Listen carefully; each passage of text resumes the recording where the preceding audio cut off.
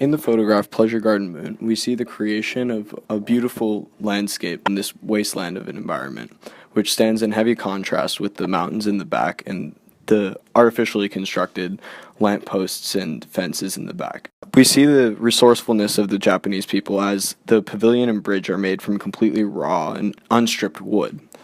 This is also their way of making something good out of a terrible situation, and acts as a microcosm that reflects the appearance of opportunity and prosperity that the Japanese Americans and other immigrants often perceived America as, but in reality, it ended up being very hard for a lot of them to achieve success, if not impossible. We see this through the keep out sign to the right, which is very ironic because they built this amazing little source of beauty and oasis within their town, yet they're unable to access it.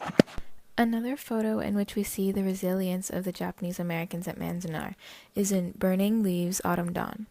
The photo depicts a group of people scraping leaves into a bonfire.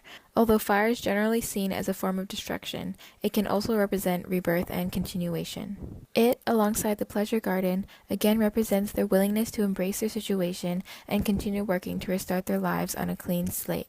Finally, when viewed alongside the next photo, Monument and Cemetery, it calls to mind the cultural significance of fire in Asia. Burning is said to be a direct link to the afterlife, and fire is commonly used to send gifts to loved ones who have passed. It makes the viewer think about the ambiguity of the passage of time, because the photo doesn't reveal any sort of indication as to when it was taken. The final picture of this trio is titled Monument and Cemetery. The white monument itself stands in stark contrast to the background of grays and blacks, which draws the viewer's focus to the center. There, the mountain range in the background immediately draws a comparison between this picture and Burning Leaves, as the locations of the peaks are remarkably similar, showing that the two were taken from almost the same spot. This again brings to mind the idea of the afterlife that was presented in Burning Leaves, and the feeling of passing time. Both Pleasure Garden and the monument depict beautiful, elaborate works. However, while the Pleasure Garden seems temporary and hastily constructed, the monument is permanent.